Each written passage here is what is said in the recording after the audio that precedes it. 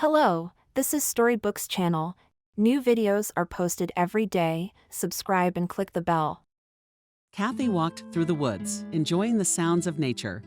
The path beneath his girl's feet looped scarlet with bright golden sun bunnies running across the emerald green leaves. Ah, thought Kathy, always I would have lived in nature like that. The past, full of hustle and bustle, the city. Nervous office work, where I had to serve coffee to the stupid boss. The eternal rumble of the freeway outside the window now seemed like a girl's nightmare. How was it that Kathy now found herself in the woods and was walking along a winding path, getting farther and farther into the darker thicket? Until a couple of months ago, she had been an ordinary office worker. After graduating from the institute, the girl got a job as a secretary. That is not to say that Kathy had any luck with her job. Relationships with left-wing colleagues who liked to wash each other over a cup of coffee at the quiet, timid as a doe. 3Me girl did not work out.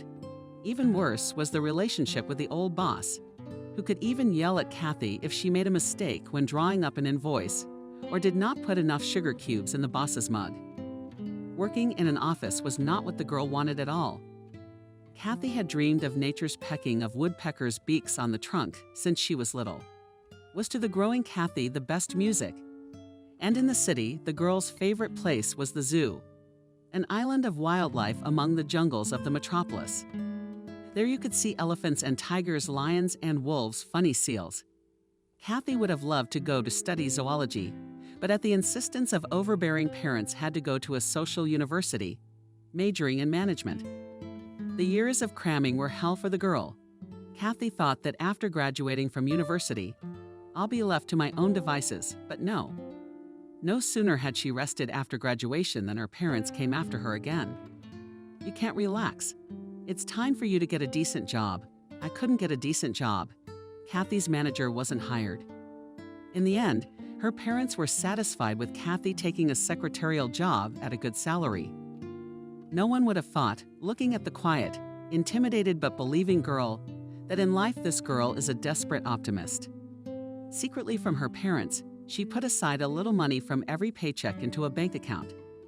Someday this money will be used to fulfill my dreams? The girl thought. What was that dream? Kathy herself couldn't say, but she knew one thing. Someday the days not named would be replaced by sunny days. Life would be bright and joyful.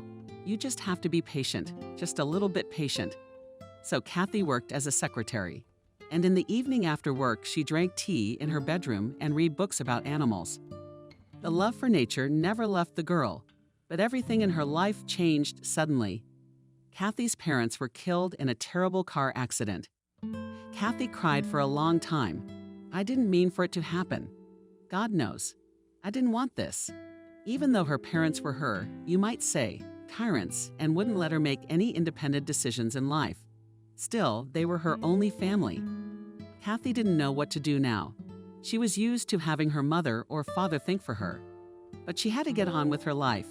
And Kathy suddenly realized she had her wings untied. She had an apartment in an upscale area of the metropolis at her disposal, and she had enough money saved in her account for a big purchase. Kathy realized it was time to dramatically change her life. The girl bought a house in a remote village just a few kilometers from the vast, dense forest. She rented out her apartment in the city. The money coming in as rent was more than enough to lead a modest life in a small house.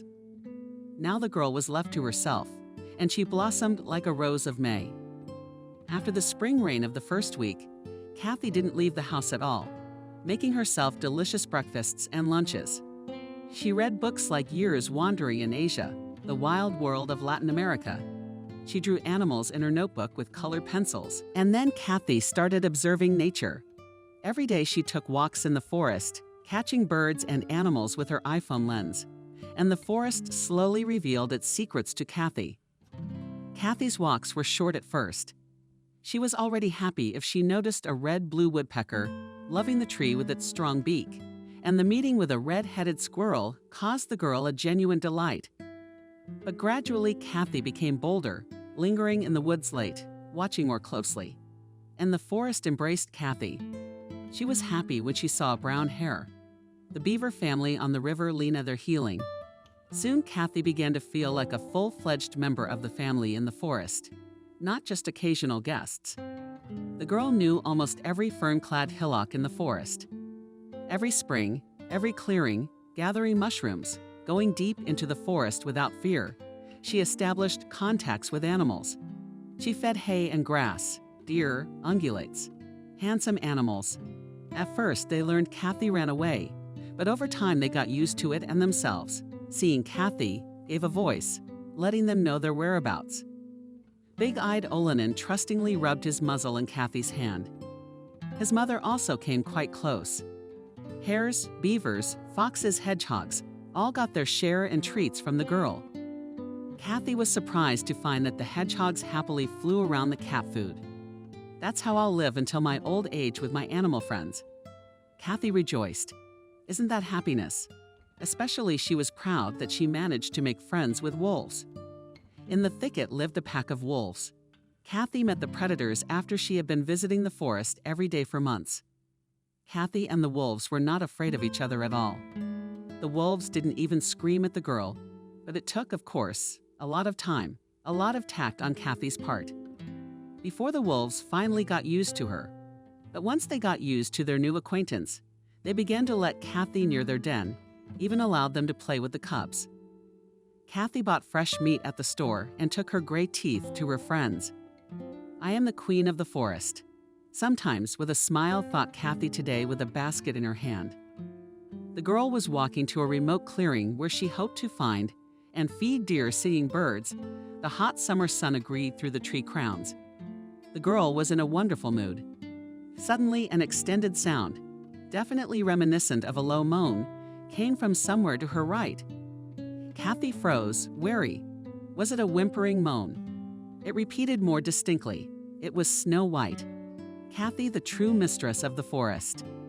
Unmistakably, she recognized the voice of the white she-wolf, one of the young wolves of the pack. It seemed the last time Kathy had seen Snow White. That one was pregnant. It didn't take long for Kathy to think about it. The girl stepped off the trail and darted through the bushes into the thicket. Soon she saw a wolf, Snow White, sticking out her pink tongue with her mouth open, lying on a hillock with her paws spread out in different directions. "My poor darling," Kathy whispered. "What is the matter with you?" The she-wolf raised her head with difficulty, as if to set her huge eyes on the queen of the forest. Snow White's stomach was incredibly swollen. Clearly, Kathy stretched out.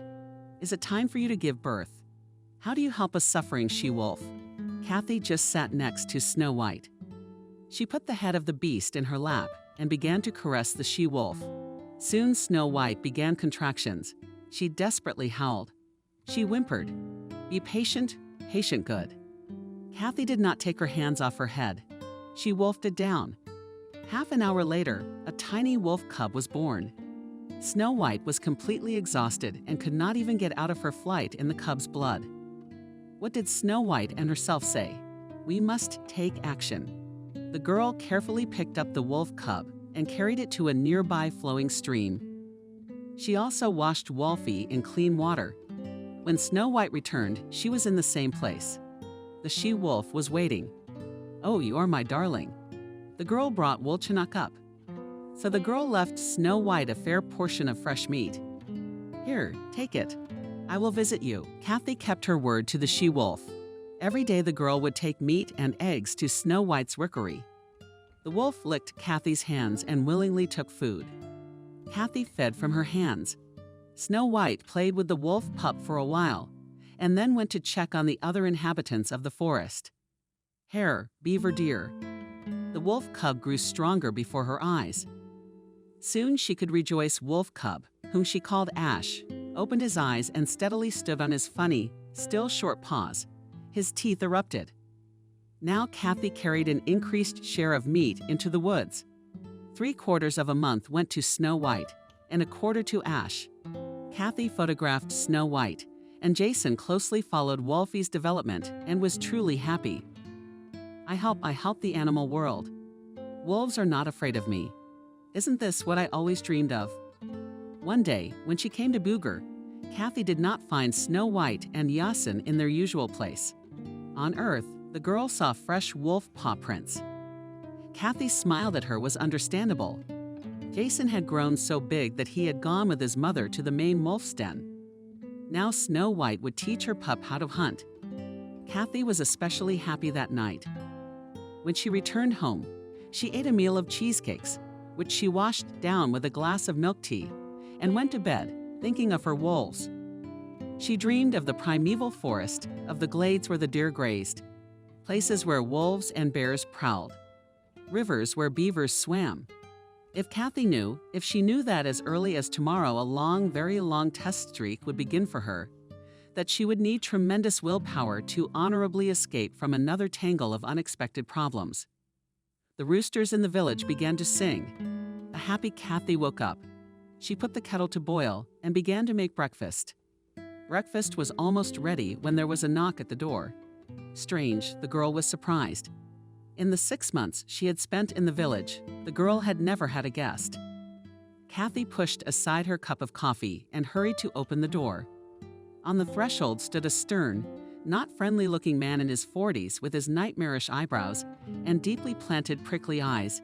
He looked like a Neanderthal escaped from the paleontological or anthropological museum reconstruction. "Hello," said Kathy. "I'm here on business." Without answering the greeting, the Neanderthal said, "Please, come inside." Kathy noticed a luxury SUV parked on the front porch. Apparently, it was the iron horse that the unsmiling guest rode in on. Neanderthal crossed the threshold. "What's your name?" Kathy caught up.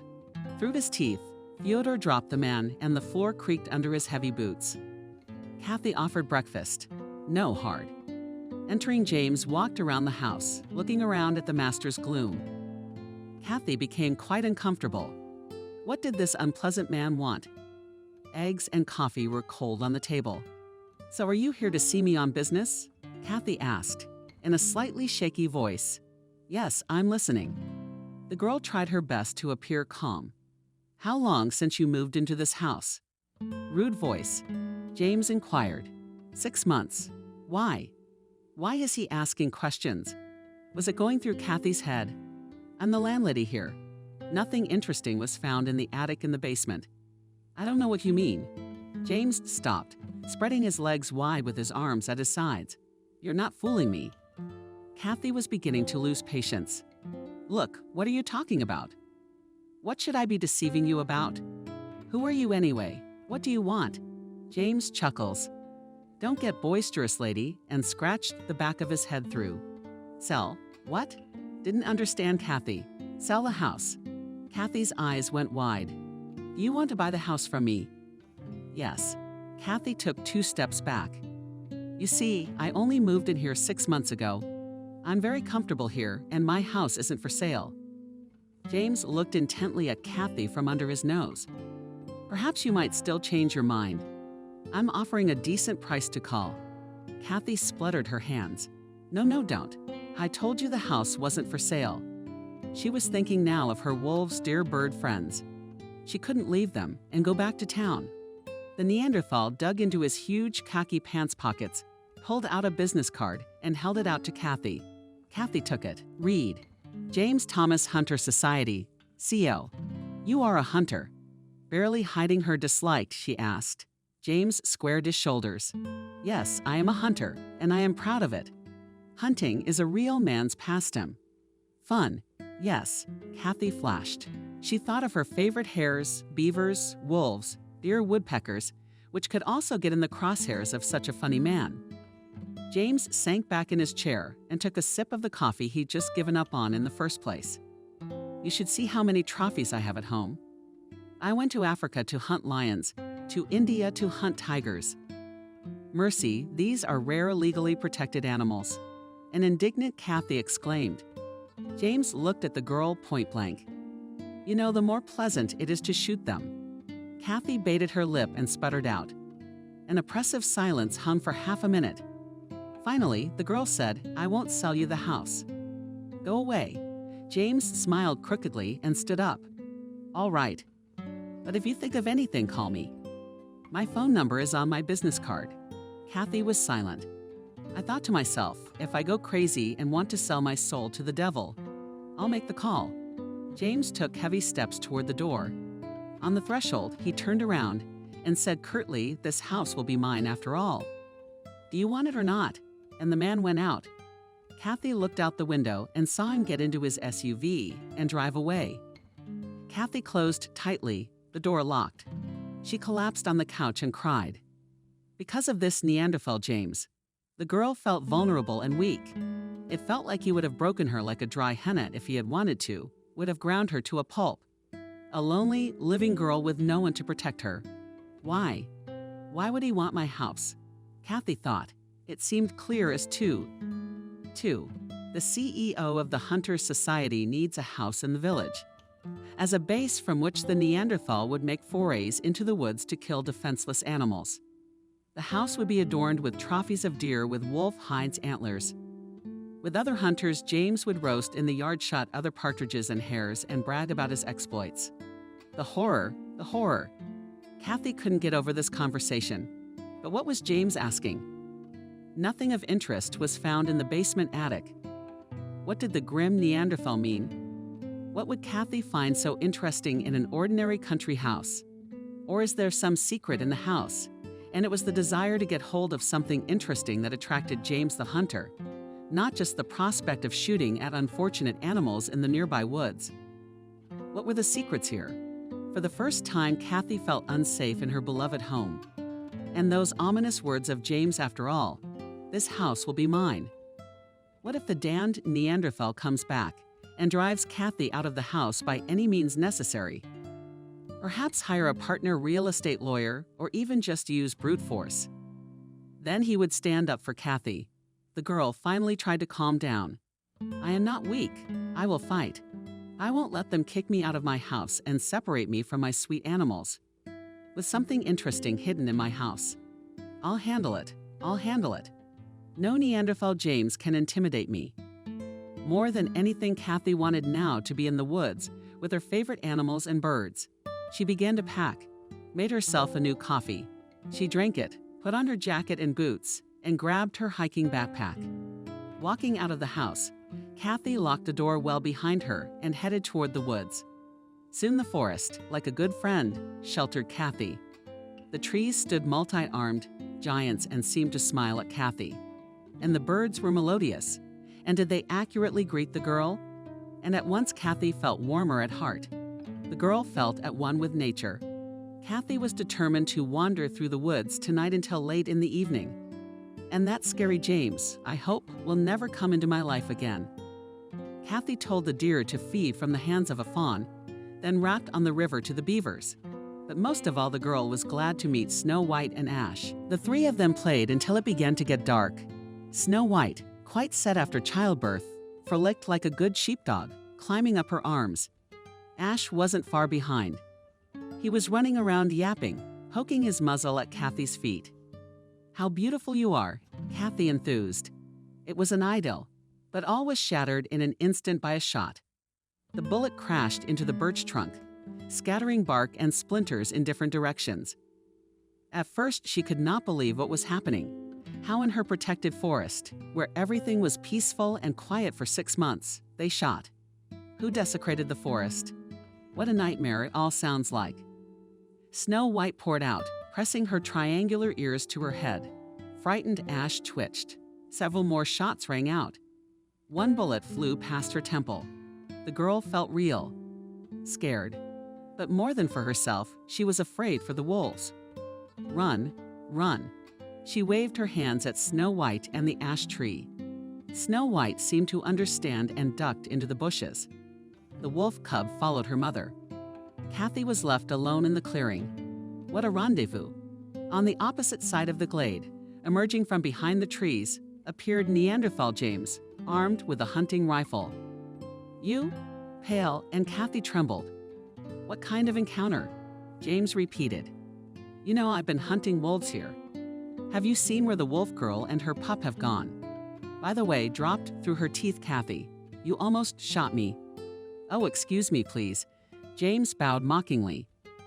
"Actually, I was only aiming at the wolves." I wanted a trophy, you see, in the form of a tail and head. Kathy remarked angrily. Ah, I'm sorry, James laughed. I hope you won't run to denounce me to the authorities. However, he added, with the evil light in your eyes, the authorities are unlikely to believe you. I am not a poor man. I have, as they say, everything in hand. I can see by your behavior. Kathy noted to herself. For a minute, James and Kathy stood in silence in front of each other. Not even the birds could be heard, obviously to frighten them away. My SUV in the next clearing finally broke the silence. Can the Neanderthal give you a ride home? I'll walk myself. Kathy responded angrily. I hope you won't shoot me in the back. I'm a gentleman, James grinned. Kathy moved away. The man shouted after her, I'll take your house, or at least what's in it, won't I? Kathy left the clearing and soon turned onto the path. Tears were streaming down the girl's cheeks. Her cozy little world had been shattered today. Not only that, a Neanderthal had shown up this morning, demanding to sell her house. This Neanderthal turned out to be a hunter with a gun poacher. With the next wolves, the forest, which had always inspired Kathy and with whose inhabitants she was friends, turned out not to be safe.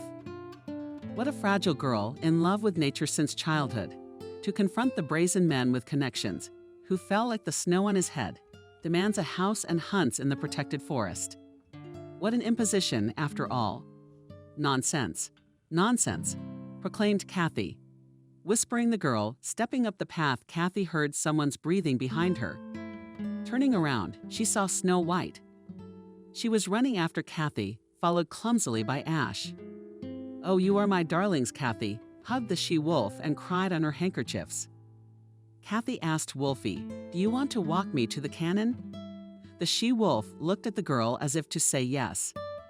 Kathy smiled through her tears. She moved on. The she-wolf and the wolf cub followed her. Soon they reached the edge of the forest. Go on, run for the woods. Kathy waved, but Snow White didn't think to leave and take the ash tree away. The wolves followed Kathy into the village. The villagers outside dragged their eyes at the wolves and pointed fingers. Kathy smiled involuntarily. I really am the queen of the forest. Coming with my entourage. Kathy reached the porch of her house. She looked at Snow White and the ash tree. Now it's time for you to run into the woods. Tomorrow I will see you off, and I thought to myself with pain. To run to the woods where the big man with a gun wanders. Alas, the wolves are not safe there now, but Snow White looked faithfully into Kathy's eyes and did not move. Do you want you and Jason to be my guests today? Kathy guessed.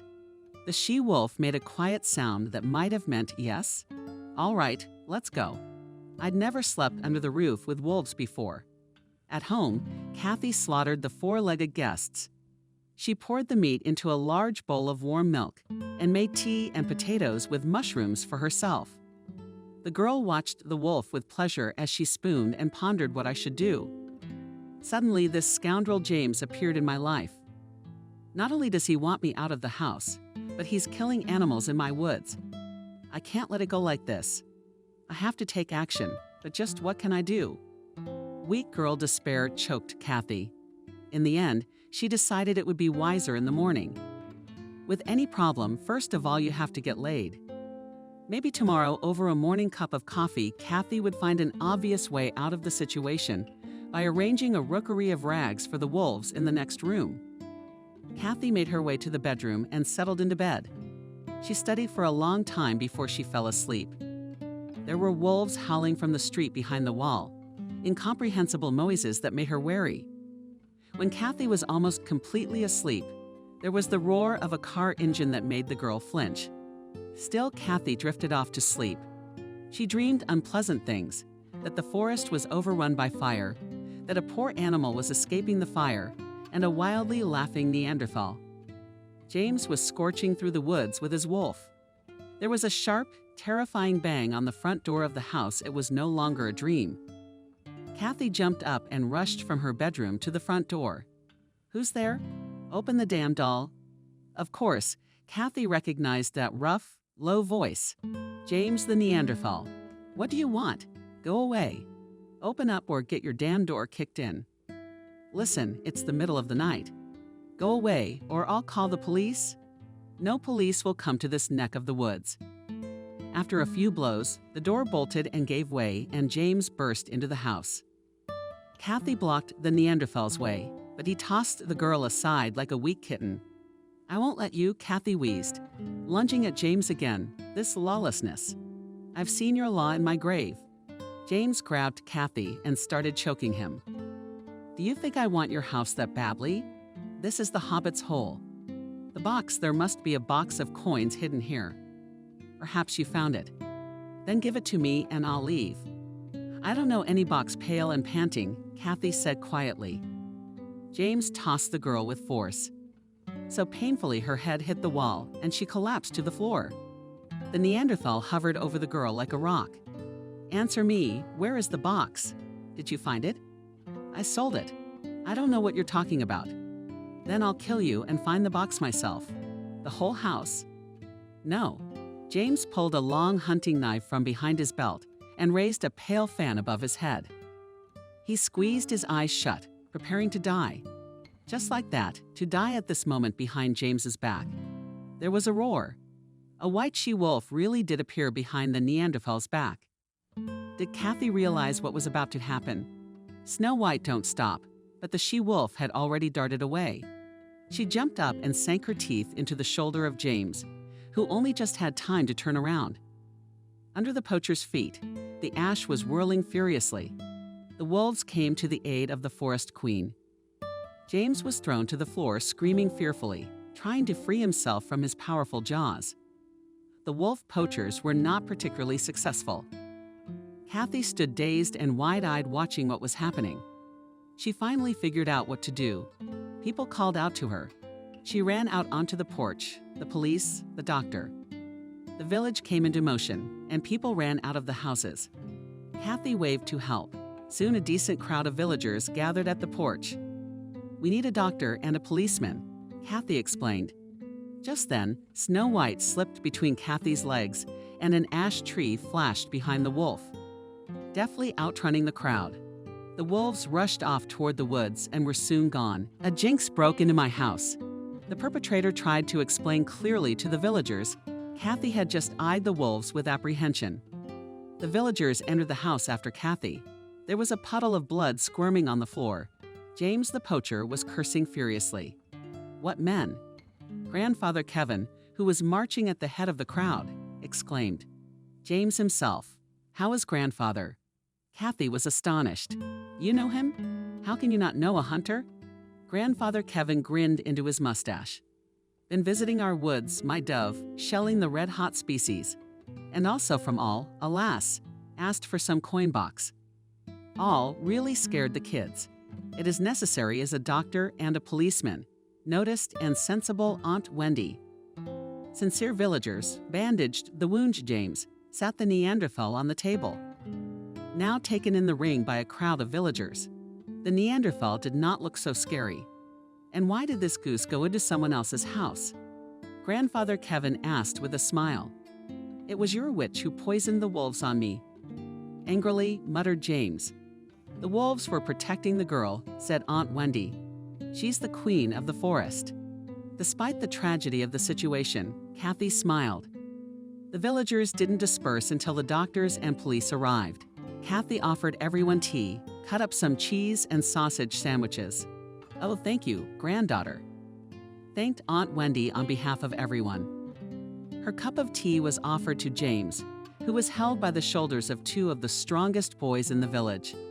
But the Neanderthal didn't respond and only spat on the floor. The villagers drank and ate and discussed what was going on. Kathy talked about both James' appearance this morning and the encounter in the woods. The nerve of them at all. "Rich hunters," Grandfather Kevin concluded. "Wolves in our woods cannot be shot. There are not many of them left. On people they do not attack, sang a hoarse bass, bounded James. "Yeah, I almost got killed by that damn Snow White. And you shouldn't have, sweetheart, been prying into someone else's house." Adriana cut him off. "Up." The Neanderthal spit again. "You better tell me what kind of a box you're looking for." Grandfather Kevin suggested.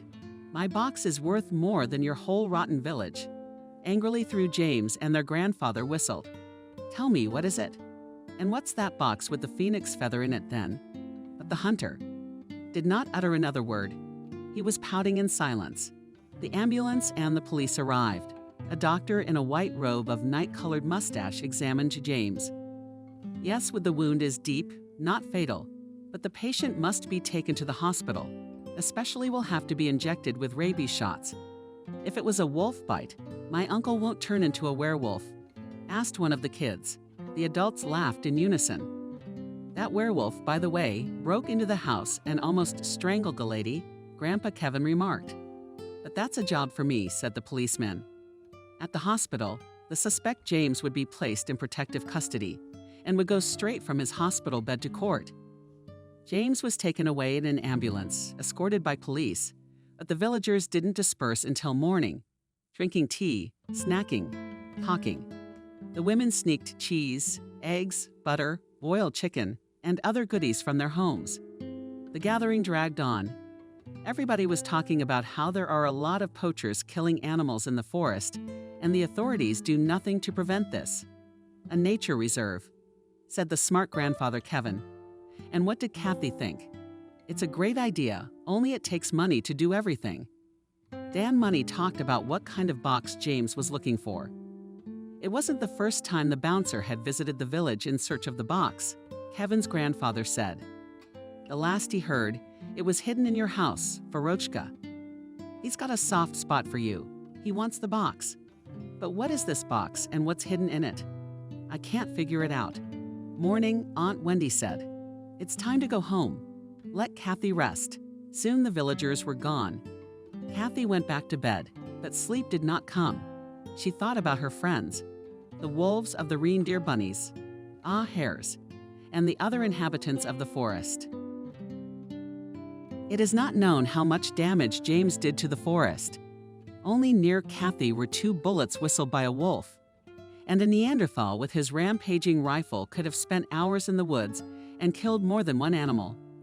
With difficulty, Kathy finally fell asleep. She dreamed of hunters in the woods, killing birds, animals. In an icy sweat, breathing heavily, Kathy awoke. Anxious thoughts overcame her that if James, as the general manager of a hunting society, really grabbed all the scoundrel in the hospital, will bribe the judge and go free to take revenge. Such a man will try by all means to get to the coveted box and pay for his defeat. And Kathy is all alone. All she can do is call on the villagers for help. But what will the villagers do if James brings half a dozen desperate thugs from his community? After a quick breakfast, Kathy scurried off into the woods. She didn't have to go far into the woods to assess the damage that brutal James had done to the natural area. She saw long SUV tracks on the trail. The tracks led to a clearing from which a deer moaned in pity. It was limping toward its mother, and the fawn wasn't there. James, what kind of a low man are you? Kathy cursed to herself. She hugged the fawn and cried, my good, I won't leave you." At the river, Kathy found several shot beavers, in particular, the corpse of a woodpecker, which had already been pecked by the birds of the Podolniks. That's how just one visit from poachers changes the forest. Kathy grew cold at the thought that James might just bring his fellow hunters into the woods in retaliation, and they would have a real massacre in the woods. But we had to deal with problems as they came. Leading with him slowly waddled Olenka. She returned to the village with the help of the villagers. The girl built a pen for the wounded orphan Olenenka. The children spent all day in the corral admiring Olenek. Kathy asked the children to be quiet, for Olenek, of course, needed peace. Sometimes she would let the children feed the reindeer carrots and fresh grass. Kathy was very afraid that the reindeer would remain lame. She realized that she could not solve the problem alone. It was necessary to find a veterinarian. Kathy registered on a social network of nature lovers. Placed an ad wanted veterinarians in the village of Wisconsin on a volunteer basis. Lodging will be provided. The immediate task of curing a deer, Kathy was afraid that no one would find. Indeed, for a week and a half she received good luck wishes. Wishes were sent to her to send her a picture of the deer. Someone transferred some money for treatment, but no one was going to come and help the animal. And then Kathy wrote Robert. If the picture is to be believed, Robert was a classy guy, a blue-eyed blonde with strong biceps. There must have been a handsome man like that already. The girl is a real top model, noted to herself Kathy. Oh, why am I thinking about it? Hi, I'm an animal painter, numismatist, and veterinarian by trade, wrote Robert to Kathy. If you haven't already chosen your assistant, I'm coming to your village. You don't need to meet me at the station tomorrow by train. I'll get to the village just fine on my own. I've chosen an assistant. Kathy chuckled to herself. No one was particularly eager to go into her neck of the woods. Everyone preferred to love animals on the internet, not leaving the comfort of their city offices and apartments. And this guy agreed. He'll take the train to my place. Kathy wondered. In her mind, such handsome, pumped-up guys should travel in no less fancy cars. Well, let's see who Robert is. Doubt of hope fought. Kathy paid Dear a visit. The girl went to bed and tossed from side to side for a long time. In the morning, she was awakened by a soft knock at the door. James came in from his sleep. Kathy grimaced. Scary thought. But no Neanderthal. The knocking would have rattled the whole village. Kathy threw on her robe, fixed her hair, and went out on the porch. There was a nice-looking guy squatting by the coral and hand-feeding the Olenka. Robert wasn't fooled. He really came. Hello, Kathy said hello, embarrassed for some reason. Hello. Robert stood up and held out his hand and stepped toward the girl. And I've already met your stag and even examined his leg. Do you think he can be helped? With excitement, Kathy asked. Robert smiled, then looked seriously into the girl's eyes. We'll make sure he runs and jumps. Thank you, Kathy said quietly. And then suddenly she was thinking, where are my manners? Please, Robert, come inside. Shall we speak on a first-name basis? Robert asked, looking into Kathy's eyes again. All right, Kathy was confused. What do you think? What do you mean? What do you think? Robert laughed melodiously. Kathy served coffee and eggs on the table. Over a modest breakfast, the young people continued to discuss the problem. It was a poacher's bullet. Asked the boy about Olenk's wounds. Yes. So in the woods here, where there aren't many animals left. Robert frowned. Kathy sighed. Robert, you know what I'm going to tell you? The boy gave her confidence, and she told him all about the terrible thing that had happened when James had shown up. How the Neanderthal had broken into the house, how he had demanded first to sell the house, and then to give back some casket. I am so afraid that this James will come back and threaten me and kill animals again. Kathy skirmishes. Come now, don't you cry. Robert put his arm gently around the girl's shoulders. It won't happen to you yet, will it? Kathy looked up at him with tears still in her eyes. I promise. Kathy and Robert drank coffee while talking about forest business. Now, Robert said to get down to business. We're going to operate on Olenka's leg. Kathy's heart sank. I'm very afraid. Will we do any harm? Robert put his hands on the girl's shoulders a second time. I ask you to trust me. All right. The guy grabbed his suitcase of medical tools and accompanied Kathy to the coral, where the stag was also chewing grass. The stag had to be sedated with a shot of potent sleeping pills. Robert then proceeded to operate. He carefully cut open the stag's legs and used forceps to remove the bullet. Then he expertly stitched up the tendon and skin and applied a bandage. Kathy watched with a cleansed heart. That's it, Robert said contentedly. In half an hour, Olenka will be awake, and in a week she'll be completely back to normal. Thank you, whispered Kathy. The young people returned to the house. Robert looked intently at Kathy. You know I want to protect you, so I need to get to the bottom of this James thing. I don't want the scoundrel to threaten you. Tell me again what he was looking for in your house. I don't know, a box or something. He wanted to go through the attic and the basement looking for it. I'd give the damn box myself, just to keep James out of the house. No, Kathy is always giving in. That's the wrong strategy. You know what? We'll try to find that box ourselves and see what's inside. Are you kidding me? No, I'm quite serious. And when we look for the box right now, do you have a stepladder? A flashlight? Yes. Armed with a lantern, Robert climbed the stepladder and climbed into the dark attic. Oh, there's no mistaking it. A worried Kathy yelled from downstairs. Yes, but the junk here also waited on top of Robert's voice. It's been about 15 minutes. How are you doing up there? Asked a worried Kathy. Bingo, Robert exclaimed. Or should I say eureka? I mean found. Did you find that mysterious box? Yes. Hold the stepladder.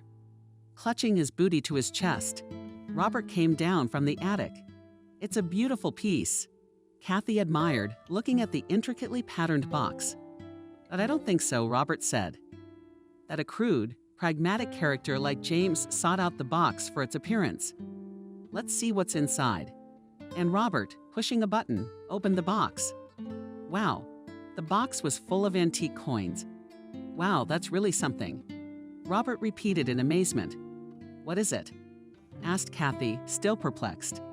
I thought I told you I'm not only a veterinarian and animal painter, I'm also a numismatist. One look is enough for me to determine the antiquity of these coins. They belong to the Aztec monarchy, and there are several dozen of them here. It is enough to sell these coins to a knowledgeable collector to make a fortune. What are we going to do? Asked Kathy, puzzled, whose head was spinning. This box found in your house. It's your box, your coins. Make up your mind. Robert said with a smile. You don't think I want to spend this money on orange juice and pizza, do you? Kathy laughed. Of course I don't. You're not such a glutton. Robert replied in tone. Kathy thought about it. If it's as you say, if I get fabulous money for this box of coins, then I'd like to set up a sanctuary in our forest to protect my animals from cruel men like James. A worthy goal. Robert said seriously for a moment to Kathy. Robert looked at each other. You know, Robert hesitated a little bit. I'm 27 years old, and I still haven't done anything great in my life. I've done a lot of animal paintings. Yes, I've amassed quite a collection of ancient artifacts. I've treated animals. But all of that, it doesn't seem enough to me. I would like to take part in a really big project. You'll let me help you with the sanctuary. Maybe you need a manager. I'm not a bad organizer. Kathy looked at Robert carefully. Robert, I really want you to live and work near me. But it's not just up to me to decide. But it's also up to my underlings in the woods, Robert smiled. So let's ask their opinion right now. Come on. Kathy smiled too, leaving the Olenka house in the care of Uncle Kevin and Aunt Wendy. Robert and Kathy headed into the woods. It was a pleasure to step under the shade of mighty trees of reddish rough pines of green comical spruces, the black and white patterns on their birches sung by the birds in the 100 gardens. Today, all was quiet in the woods, of course. James is in the hospital, and from his bunk to head straight for court. No one disturbed the birds and animals. Robert had a professional camera with him. The young man took stunning pictures, capturing every bright flower, a magpie in a tree, a hare, frozen for a moment, in a tree. Kathy and Robert went out to the river where the beavers lived. They're beautiful, aren't they? Kathy asked. Beautiful, confirmed Robert. And rarely does anyone get to see these wonderful animals so up close. And I have beavers, hares, and deer as friends. I couldn't resist bragging to Kathy. You're a real queen of the forest. Robert smiled approvingly. And I wish I were worthy to be yours. Kathy laughed melodiously at this nice compliment. Then suddenly she kissed Robert on the cheek. Well, let's go now. We'll give you a real test. Come, my queen. Kathy turned off the path and began to go deeper into the wilds. Robert followed the girl. The thickets grew thicker and the branches crackled under the girl's boyfriend's cushions. Finally, Kathy led Robert up a hill. There was a howl. What on earth was that? There are wolves here. Somewhat embarrassed Robert. Wolves with a solemn smile, Kathy confirmed. She whistled at the whistle, disappeared, and a white wolf came running in, followed by a wolf cub. Watch out, Robert exclaimed. Kathy laughed. The she-wolf looked at Robert and warned. War don't, Snow White don't. Calmed Kathy the she-wolf. The girl got down on her knees and hugged Snow White. Meet Snow White. This is Robert. Robert is Snow White. So you are friends with wolves? Robert's amazement was boundless. I am. Kathy smiled. Snow White is my best friend. In fact, she's the one who put James in the hospital bed. I delivered Snow White's baby. That's how this beautiful little wolf cub Ash was born, and the wolf repaid me in kind. Try to feed Snow White. Robert took a piece of fresh meat from the basket and made some decisive steps toward the wolf. Snow White roared, said Kathy, and ran her palm between the wolf's ears. Maybe she's jealous, Robert joked. It took an hour for Snow White and Ash to get used to Kathy's new friend, and Snow White finally let Robert feed her. After that, Robert took a few pictures. Snow White was lying on Snow White stands near Kathy and lets himself be scratched by the ear. Ash jumps merrily over the lying tree. Robert's admiration was boundless. Kathy, you are a true queen of the forest. You and I are going to create the best preserve in the world. Kathy smiled happily. Then, still in the clearing, the young people watched a small herd of deer, not at all afraid of Kathy and Robert. The beautiful brown, long-legged animals were grazing, chewing grass. It was time to head back to the village. Robert suddenly took Kathy's hand, looked the girl in the eye, and asked Kathy, "Do you have a boyfriend?" The girl was confused. If I had a boyfriend, he would probably be with me now.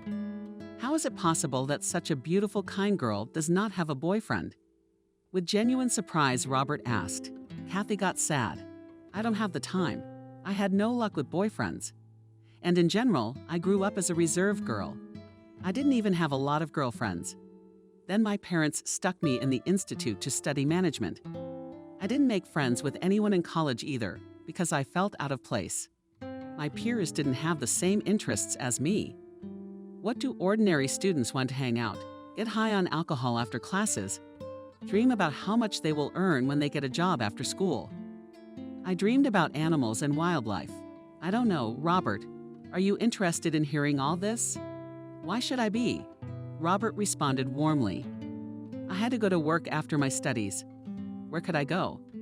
I got a job as a secretary with a stupid boss. He yelled at me when I didn't put enough sugar in my coffee cup. I quit my job at the office and bought an old house in the country. Of course, I knew nothing about the fact that the house contained a box of valuable coins. It was enough that now I would live near the forest and visit it regularly. And you've become a real queen of the forest, Robert smiled.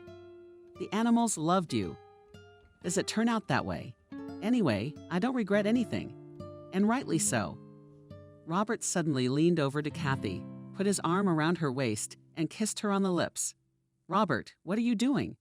Did you pull away, Kathy? I'm sorry, I didn't mean to insult you. You don't like me at all. I'm sorry too. I like you a lot. But you probably already have a girlfriend. You think so badly of me, Robert said. What makes you think I have a girlfriend? Kathy was embarrassed. I don't. It's just that you're so cool. Robert grinned bitterly. I'm not usually thought of as a cool, complete weirdo. Why? For the same reason that you've always been a black sheep. I loved nature and animals, not drinking and partying. My other passion was collecting antique coins. That's how I ended up on the list of incorrigible weirdos. But you didn't give up. Yeah, I didn't give up. I became an animal painter and studied to be a veterinarian, even though my parents predicted I'd become a lawyer. Robert, Kathy whispered, and with a trusting kitten, pressed herself against the boy. How I envy your willpower. So I have no girlfriend. None of them suited me. Some were too superficial for me. Others considered me out of this world, and others combined both. But what now? Can I kiss you? Kathy didn't answer. She put her own hands around Robert's neck and kissed him. Robert and Kathy were returning from the woods, holding hands. Happy, discussing at once both their impending wedding and the organization of the reserve. But what? Robert asked. I passed your friend's test. Passed and passed, sweetheart. Even Snow White accepted you. I am happy. Kathy, I am very happy with you. When Kathy and Robert I returned from the forest, they examined the fawn. He was feeling well. You'll see. In a few days your fawn will be running and jumping. The only pity is that he is different with his mother. Kathy sighed. Apparently, it was that damn James who shot the deer. Robert's face darkened.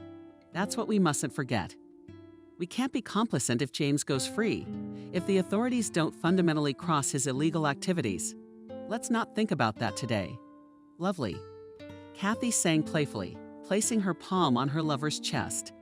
The lovers spent a stormy night. In the morning, a policeman came to them and told them that James would be arraigned in a week's time. You, Kathy, I recommend you to be there. Don't be afraid, Robert told the girl. I will go with you, of course. And I will go, said Kevin's grandfather passing by the porch. A week later, the trial took place.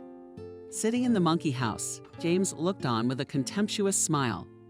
The poacher seemed certain that once again he would walk out of the water. But James' self-confidence wavered as one by one the villagers who had come to Kathy's aid the night the poacher attacked the girl began to enter the room. The case was tried for more than 2 hours.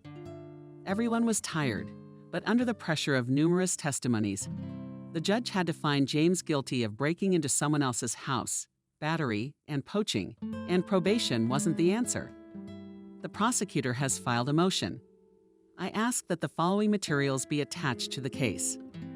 The materials found by the prosecutor were 100% proof that the Society of Hunters, the criminal organization headed by James, shoots rare and even red-listed animals. The Neanderthal gnashed his teeth but could not defend himself. James was stripped of his hunting license and sentenced to a long prison term. Everyone present gave a standing ovation as the judge read the sentence. The offender was led out of the hall in handcuffs under guard. It seems, my darling, said Robert to Kathy, as the lovers left the courthouse. Nothing prevents us from organizing the sanctuary. All we have to do is get the money. Kathy smiled. There will be money. A box full of old coins. Robert and Kathy went to an old collector Robert knew. Benjamin received the bride and groom in his office, where the shelves were littered with dusty folios, flaunting antique Egyptian figurines, antique vases, and other antiques. You got yourself a girlfriend. Benjamin patted Robert on the shoulder. It's about time. What brings you here? Look at this. Robert opened his palm and showed Benjamin a weighty coin. Benjamin, armed with a magnifying glass. Wow, a rare specimen is worth a fortune in sales. My fiancé is selling, Robert replied. Buying. Not a bad addition to my numismatic and collection. Benjamin smiled and rubbed his hands together. And what if Robert spoke again? I'll tell you, my Kathy has 35 such coins. Benjamin jumped up and down in his chair, 35 like that. Kathy silently handed Benjamin the box.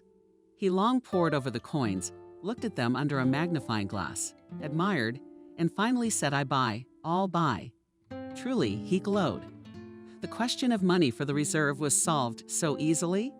Buying? Confirmed Benjamin. You can fly to Hawaii with Robert 10 times, but we have slightly different plans. Robert smiled thoughtfully. Not more than 2 weeks passed.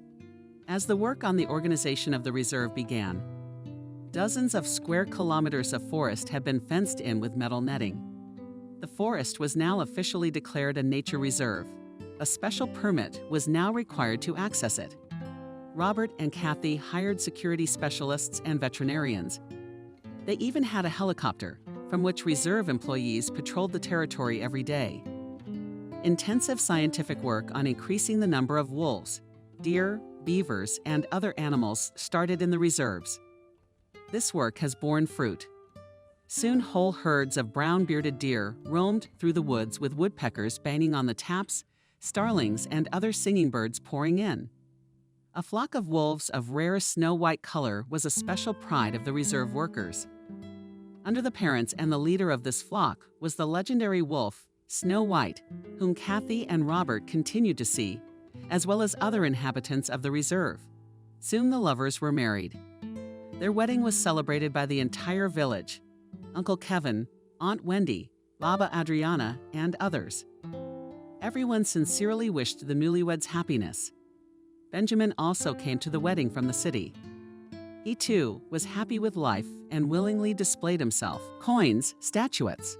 A small part of his extensive collection of wedding festivities was also attended by reindeer Martin. Martin's leg has completely healed. He galloped and jumped and developed as he became completely tame. Kathy and Robert did not go back. a fawn in the woods, Martin became a favorite of the entire village, where he roamed freely, unafraid of menacingly barking dogs. Kathy Roberts' sanctuary project soon attracted the interest of sponsors, who invested a lot of money in the project. Soon the question arose of expanding the preserve. This gave Kathy and Robert a lot of pleasant worries.